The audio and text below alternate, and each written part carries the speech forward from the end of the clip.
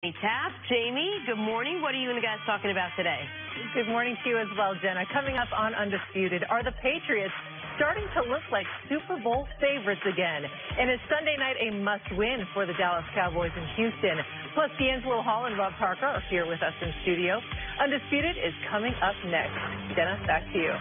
All right, Jane, thank you. Look forward to that. It's now time for Say What?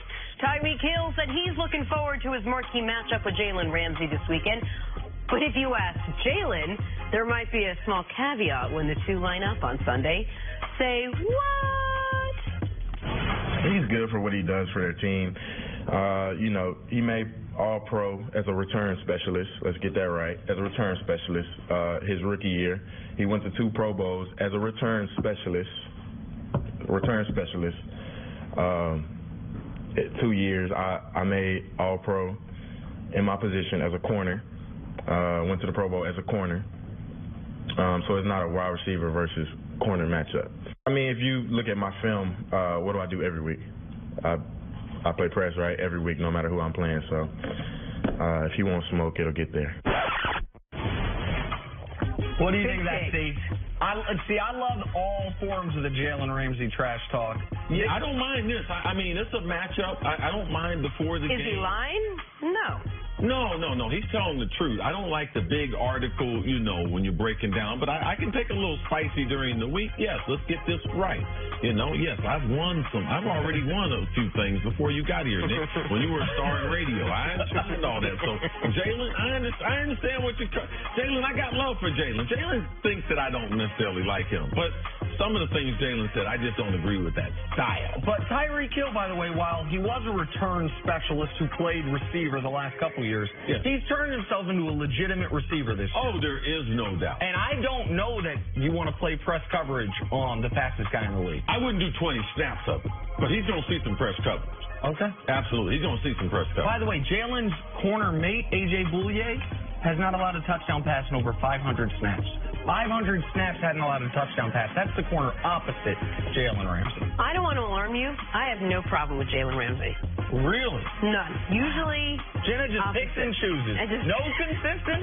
None whether whatsoever. She likes you or don't like you. It's got almost nothing to do with your actual Who cares? Just a feeling she gets. So good for Jalen Ramsey. I like it. Probably because when he was on this show the day you were out, and Jenna made the worst breadstick joke that's ever been made on national television. So that was the worst joke. Nope, I actually like it. Jenna will seal of approval. Very, very much. Let's move on quickly. Back to last night's game.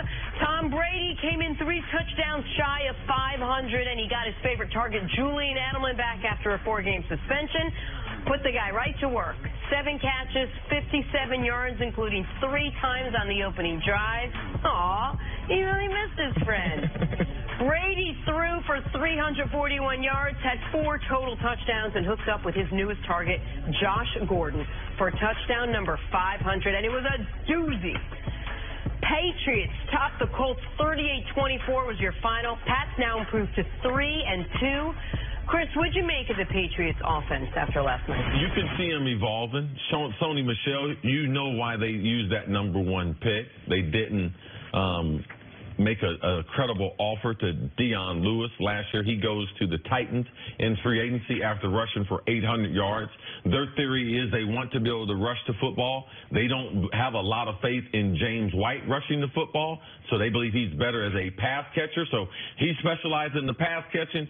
Sony Michel is a bigger version of Dion Lewis so that they're not one-dimensional. And you put Gronk back into the lineup, even though you can tell he's banged up. Edelman as one of the best slot receivers, and he brings some juice to that lineup. Chemistry being built between Josh Gordon. Well, how do you know that? Brady throws that ball where 2 defenders can potentially get their hands on it, but Josh Gordon comes up with it. So that will pay dividends as we move into fall. So that's where I see their offense evolving to, totally different than what we saw the first 3 weeks of the season. And if you didn't watch this full game on Fox last night and you see, Brady threw a couple picks, man, both of them were perfectly thrown passes right off a receiver's hands. One of them, yes. They initially ruled it a fumble on Gronk, and then they reversed it to an interception. Those were not his fault. I mean, sometimes tip passes actually kind of are a quarterback's fault. They throw it inaccurately. You got to stab for it. Both of these hit his guy exactly where he wanted to hit him. Both of these passes, the one behind Gronk, the one Hogan, he was trying to tell him where to run to. The defender was inside on Hogan. So he bounced it, he throws it to his outside shoulder, telling him that's where the space is. Gronk was running in the coverage. Brady threw it behind him because he was telling him, slow down, bro. And I'm going to throw it behind you so you can avoid that big hit if he would have let him. So Tom Brady's still playing football. They weren't reading it, and they definitely should have. You're right. You made a good point there with those drops. And so he didn't have but 2 inaccurate passes all night. He had 10 incompletions. 2 are those that we just showed you, 2 inaccurate passes, and 6 throwaways. 6 times that, whether it was actual throwaway or just him giving up on the play early because he didn't want to take a sack, because the only way the Colts were going to get in this game was repeated Patriot turnovers. The Pats had a couple chances to put the game away that those turnovers prevented them from doing it. It was the Josh Gordon touchdown that really officially put the game away. But Brady just continues to amaze. The Pats were in a must-win game a week ago. I really feel that way. That if they had fallen to 1-3 and Miami gets to 4-0, it's a totally different situation. So what'd they do? They scored 38 on Miami. They scored 38 on Indy in a short week. Brady has his 2 best games of the season. And, I mean, he's 41. Now he's got his full complement of weapons. And so much of the Patriot nervousness, to me, seems to have gone by the wayside. And he got a 500 touchdown pass to boot. All right, let's talk about the showdown in Texas now. The other big game this weekend, 2-2 Cowboys taking on the 1-3 Houston Texans. Ezekiel Elliott coming off his best game of the year, where he had 240 total yards and a touchdown. That's what happens when you let the best player on your team be the best player on your team. Nick, what are you looking for in this matchup Sunday night? So I know you're going to talk about the Cowboys offense, or at least I think I do. And so I want to talk about the Cowboys defense for a moment, because this is where, absent of whatever Dak or Zeke does, they can really take advantage. The Texans have no running game and they have no offensive line. Those two are probably closely correlated. What they have is a quarterback that can make plays, who this past week finally looked the most like himself that he's looked since he blew his ACL in practice last year. I think DeMarcus Lawrence can be the most important player in this football game. I think DeMarcus Lawrence blowing up the Texans' backup offensive tackles, DeMarcus Lawrence forcing Deshaun Watson into uncomfortable situations. He leads the NFL in sacks this season. I think he can be the most important player on the field. People are going to talk about J.J. Watt because he has 5 sacks in his last 2 weeks. DeMarcus Lawrence can be a better version of what J.J. Watt's been the last couple weeks, this weekend against Houston. And, by the way, as an added bonus, this is one of the few games all year I feel the Cowboys are going to have a coaching edge with Jason Garrett versus Bill O'Brien. Yeah, the offense, they have to avoid, Nick, what the stats tell them. Because when we go into games, you're like, okay, this defense right here is bad at this. So the Texans, they're bad in pass coverage. Awful. So you're like, oh, man, we got to go attack that. How can we do it? And then you start looking at how you're going to attack them, and be like, well, my personnel, I don't know if I can necessarily attack them the way other offenses are doing.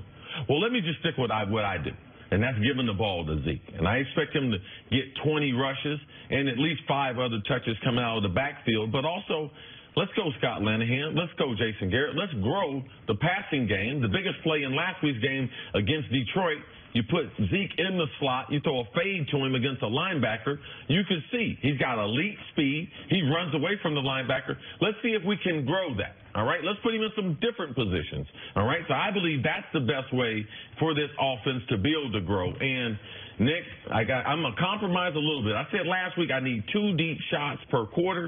That would be 8. That would back the defense up so other teams could see you just can't play in a phone booth with the Cowboys. They didn't listen to me, so I'm just requesting 1 a quarter. 1 a quarter. I need 4 of the 25 to 30 throws you're going to have. I need the ball to travel more than 30 yards because ultimately you're going to have to put a little bit of fear in that defense. If you have to sum up what the Cowboys need to do to win, would you say it's run the ball and keep Deshaun Watson in the pocket? I would say it's run the ball and turn Deshaun Watson over.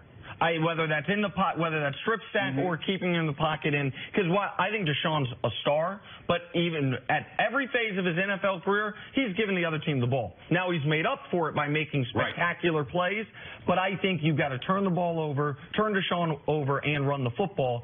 And the Zeke thing, it can't be overstated. It can't be stated enough. He is the best player on your team, and I know that you're going to go into the game and the Texans are going to put 8 in the box. And man, when they have 6 in the box and 5 in coverage, they still can't stop guys passing. This is a game to get Allen Hurns going. This is a game You say no. No. Go with what works. Until the Texans show you they can stop Ezekiel Elliott, run Ezekiel Elliott. That's what they did last week, and it led to their best passing game of the year. And J.J. Watt is back. AFC Defensive Player of the Month. 5 sacks? Man, 5 sacks in the last 2 weeks.